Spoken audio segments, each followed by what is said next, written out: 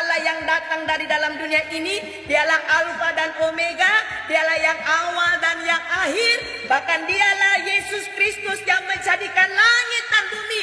Bahkan kamu yang gak percaya, nih saya kasih tahu ya, buat kamu yang gak percaya, buat kamu yang menghina dia atau menghina kami, itu pemilik hidupmu yang kamu hina, itu penciptamu yang kamu hina. Jadi saudara kekasih, mari datang kepada Yesus, biar kamu kenal siapa pencipta kamu. Dulu saya saudara kekasih, waktu saya belum dipilih Yesus Kristus, saya nggak tahu siapa pencipta saya. Saya nggak tahu. Tiap hari saya melakukan ibadah saya tidak pernah lewat. Saya ingin tahu siapa pencipta saya. Akhirnya Yesus datang kepada saya. Yesus datang kepada saya dan dia menampakkan diri bahwa ini loh aku penciptamu. Haleluya. Jadi yang tidak percaya pada malam hari ini, saudara harus yakin bahwa satu-satunya jalan kebenaran dan hidup adalah Yesus Kristus. Jadi kalau saya pakai begini, jangan panas, tenangkan hatimu ya. Slow, tenangkan hatimu ya. Karena ini gak bisa menyelamatkan. Ini hanya hiasan. Ini hanya hiasan kepala wanita. Jadi ini gak bisa menyelamatkan saudara kekasih. Yang bisa menyelamatkan hidup saya dan saudara hanyalah Yesus Kristus. Karena Yesus adalah pemegang kunci kerajaan surga. Dialah satu-satunya jalan kebenaran dan hidup. Dialah yang awal dan yang akhir. Dialah yang ada dan sejak dari dulu kala. Bahkan dia yang menjadikan langit dan bumi ini beserta segala isinya. Bahkan bukan cuma itu saja saudara kekasih. Sebelum saya dan saudara lahir ke dalam dunia ini, dia sudah mengenal ciptaannya. Bahkan nafas yang saudara hembuskan bersama saya, itu adalah nafasnya Yesus Kristus. Nafasnya Tuhan yang dihembuskan untuk kamu yang tidak percaya, yang menghina. Warahmatullahi wabarakatuh. Berjumpa lagi dengan saya Islah Bahrawi di MPTV. Kemarin banyak kejadian, salah satunya yang paling penting adalah penyerbuan warga yang dimotori oleh ketua RT bawa senjata tajam menggerebek mahasiswa Universitas Pamulang yang mengadakan malam Rosario. Ini yang ingin saya gugat hari ini kepada warga yang ikut menyerbu itu. Saya mau tanya, adakah sejarah Rasulullah menyerbu orang-orang yang berbeda agama di Madinah sambil membawa pedang untuk mengancam mereka supaya mereka tidak beribadah? Pernahkah ditemukan sejarah itu? Pernahkah Rasulullah beserta para sahabat datang ke rumah warga yang non-muslim, entah itu orang Yahudi atau orang Nasrani di Madinah, lalu kemudian mengancam mereka dengan pedang atau melakukan penusukan terhadap mereka karena mereka berbeda agama dan melakukan ritual-ritual di rumahnya? Saya mau tanya, siapa yang pernah menemukan sejarah ini? Saya tantang sekarang. Silahkan sebut nama kitabnya. Silahkan sebut nama periwayatnya. Pernahkah Rasulullah melakukan itu? Menurut saya, tidak pernah Rasulullah melakukan hal itu. Yang senista itu. Yang sehina itu. Lalu kalian orang-orang yang menyerbu rumahnya adik-adik kita dari Universitas Pamulang yang melakukan ritual malam Rosario itu, mencontoh siapa saya mau tanya? Dianjurkan oleh siapa saya tanya? Kita semua yang orang Islam hari ini mengikuti apa yang dilakukan oleh Rasulullah beserta jejak-jejaknya. Melalui para sahabatnya, melalui para tabi'in. Nah sekarang siapa yang ditiru? Sementara Rasulullah sendiri ketika memimpin di Madinah justru mengayomi dan melindungi orang-orang Yahudi dan orang Nasrani dan tidak pernah memaksakan Islam kepada mereka. Justru Rasulullah memberikan syiar-syiar Islam dengan cara damai dan kemanusiaan kepada orang-orang Yahudi maupun orang Nasrani.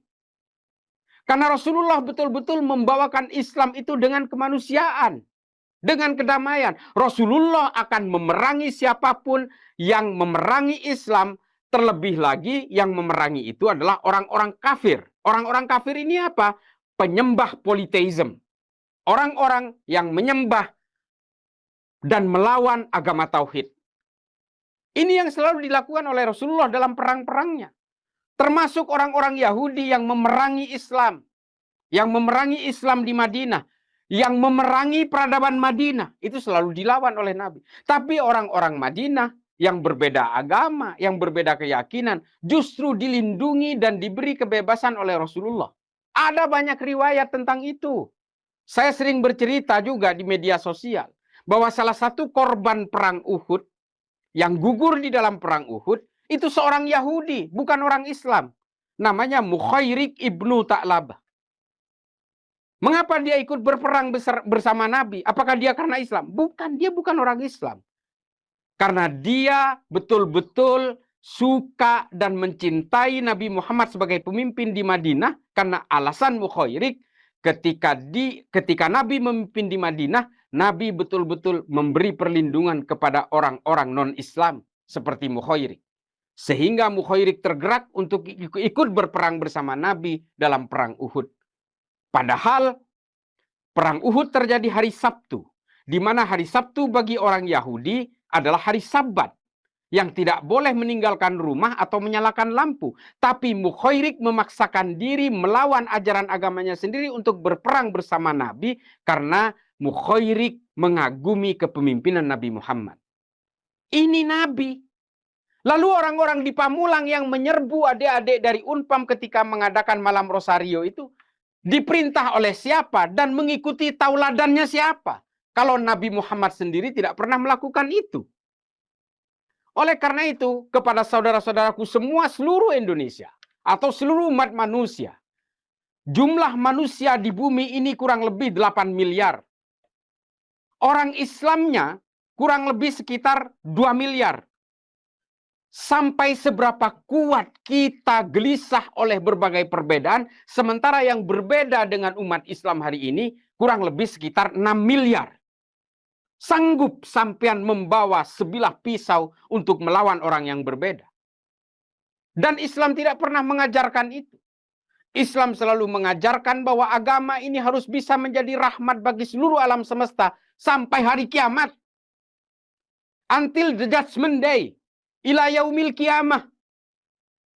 Tapi hari ini orang masih sibuk menghitung dosa orang lain seperti yang menyerbu adik-adik kita ini hanya karena berbeda. Sampai kapan kita itu harus gelisah dengan keimanan yang berbeda, keyakinan yang berbeda, agama yang berbeda, sementara kita masih punya orang yang berbeda 8 miliar lainnya. Kurang lebih 6 miliar lain. Belum kita berbicara sesama umat Islam. Yang kadang-kadang juga saling mengkafirkan satu sama lain karena berbeda mazhab, karena berbeda manhaj, karena berbeda ijtihad. Ini tidak akan pernah selesai. Berbagai perbedaan di dalam diri umat manusia itu adalah sunnatullah.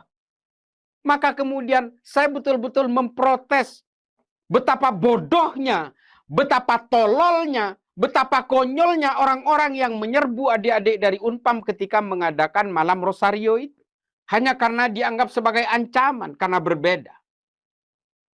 Kita tidak pernah tahu, silahkan kita yang umat Islam ini termasuk saya, menganggap saya begitu beruntung, saya begitu mujur, dilahirkan sebagai orang Islam. Orang Kristen juga punya keyakinan yang sama seperti itu. Orang Katolik juga. Orang Hindu juga, orang Buddha juga. Ya begitulah memang metodologi dalam penganut agama-agama. Semua merasa beruntung karena mengikuti agamanya masing-masing. Orang-orang yang menyerbu adik-adik Unpam kemarin ketika mengadakan malam Rosario itu, kalau mereka itu dilahirkan di NTT atau di Papua atau ditakdirkan oleh Allah untuk lahir di Eropa sana, mungkin tidak mengenal Islam. Mungkin juga tidak mengenal apapun, bisa jadi tidak beragama, atau memang dilahirkan menjadi Katolik, dilahirkan menjadi Protestan. Karena kita semua ini mengikuti agama orang tua kita.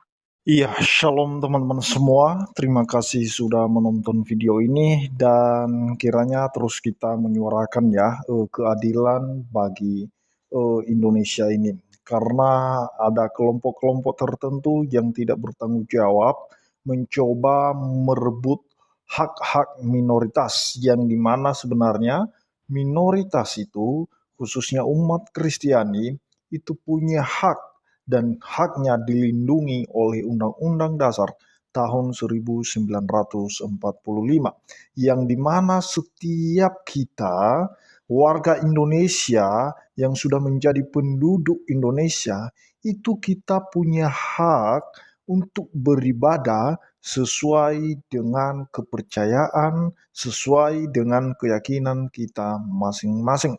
Tetapi pada faktanya ada kelompok-kelompok tertentu yang berjubah putih seperti yang kita lihat dari awal video, yang dimana mereka sok suci dan mereka merasa bahwa merekalah pemilik surga itu, merekalah yang memegang kunci surga itu, sehingga mereka berani membubarkan ibadah, membubarkan doa yang dilaksanakan oleh umat Kristiani.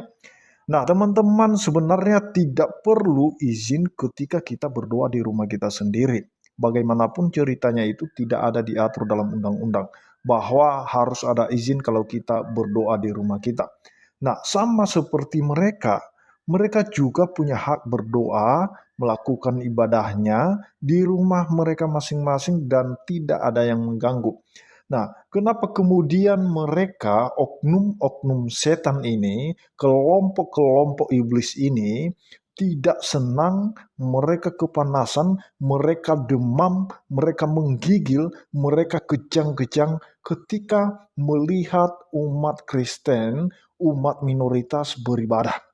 Sehingga mereka tidak tahan, hatinya panas, kupingnya panas, matanya panas melihat umat Kristen itu beribadah dan berdoa, sehingga mereka turun lapangan, teman-teman. Dan mereka mendatangi rumah warga tersebut dan mereka berusaha membubarkan ibadah tersebut.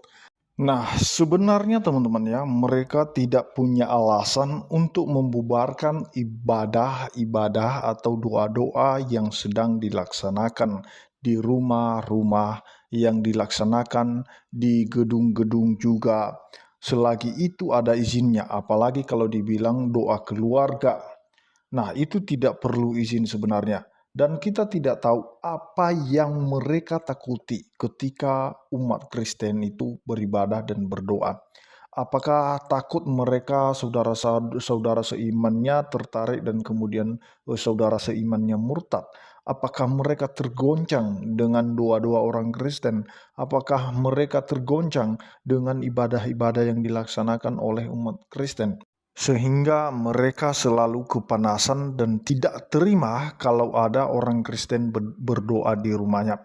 Mereka hanya dengan alasan ini lingkungan mayoritas. Terus kalau sudah lingkungan mayoritas, apakah sesuka hatimu untuk merampas hak minoritas gitu? Nah, teman-teman, kan tidak demikian. Kita punya hak masing-masing sebagai warga Indonesia.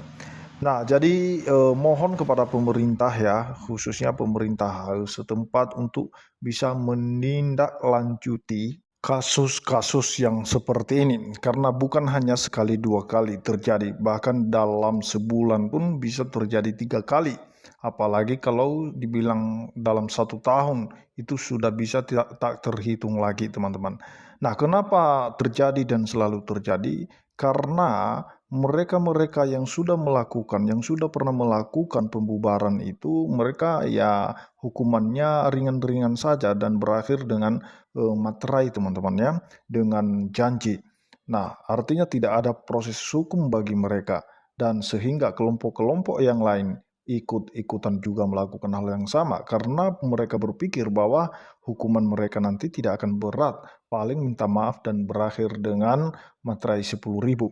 Nah, teman-teman, ini yang harus diperhatikan oleh pihak penegak hukum dan terlebih pemimpin daerah dan juga pemimpin pusat, terlebih-lebih presiden kita, untuk bisa menjadi perhatian bagi mereka hal-hal yang seperti ini, supaya kita sebagai minoritas itu bisa dapat kenyamanan untuk beribadah.